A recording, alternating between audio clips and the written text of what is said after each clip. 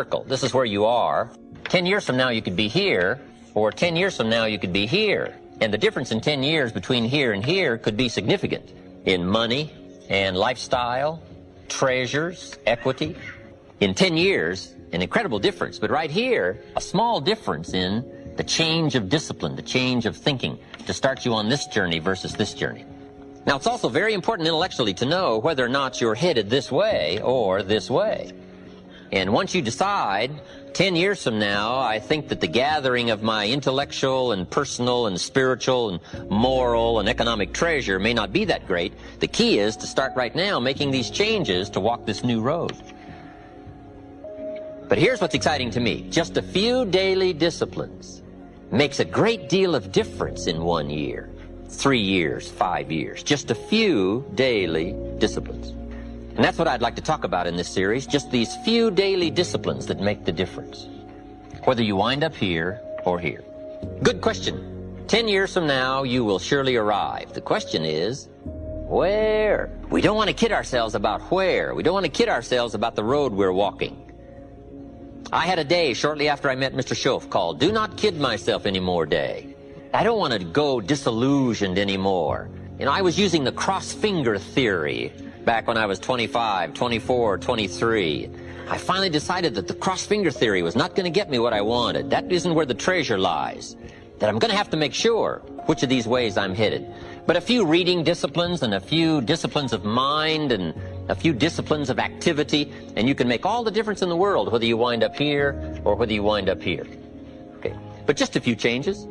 Sometimes we get the idea that we're doing about 10% and there's about 90% more that we need in order to make the difference for our fortune. And probably the opposite is true, right? We're doing enough things to have arrived here today.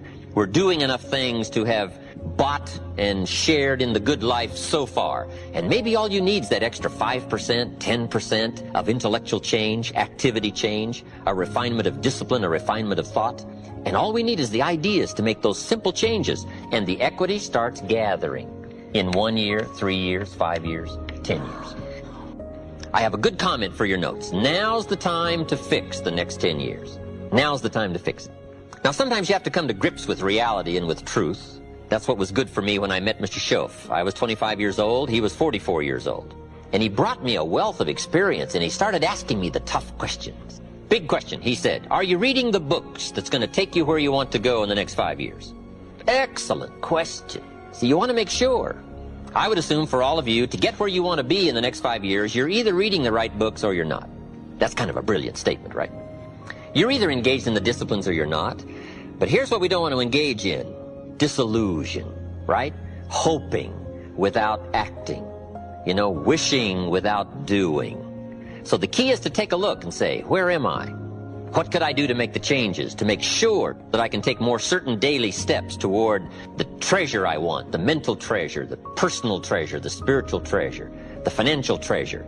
I don't want to make any errors. Now's the time to adjust my daily program to take me where I want to go. So hopefully I'll have some ideas to share with you that might help make just a few adjustments. And in lecturing for especially the last 16, 18 years, a good note for you to take. We could all use a little coaching. When you're playing the game, it's sometimes hard to see it all. And if you just take a breather, take a little time out. That's what we're doing here in this lecture series. Take a little time out, listen to someone's experiences, which is what I want to share with you, my experiences, my ideas, and see if it might cause for you a little moment of correction so that you can make some changes that'll add up to some extra worth in the next 1 year, 3 years, 5 years. So, ideas, I hope you'll find here during this series. All kinds of ideas, health ideas, enterprise ideas, living the better life ideas, and primarily for this series, skills of leadership ideas. The next key word is inspiration. Inspiration is a mystery, why some people are inspired and some are not. Who knows what that mystery is? Some people have this incredible zest for life and an appetite for living well and doing well, and others seem to take the ho-hum attitude, let it slide, and hopefully it'll work out anyway. I don't know what the difference of that is, but it is exciting to watch people who are inspired. But I think the key to it all is self-motivation. Self-motivation. The guy says, boy, if somebody just come by and turn me on, hey, what if they don't show up? You got to have a better plan for your life. personal inspiration, drawing emotional vitality from life and the challenge, going for it. We all admire that. Anything can happen. Have you heard of Murphy's Laws? Murph had these laws. One of them was, if anything can go wrong, it will. That's one of Murphy's Laws. He was not one of the great positive speakers of the day. But anyway, it's still true though, right? Anything can go wrong, everything can go wrong. For sure.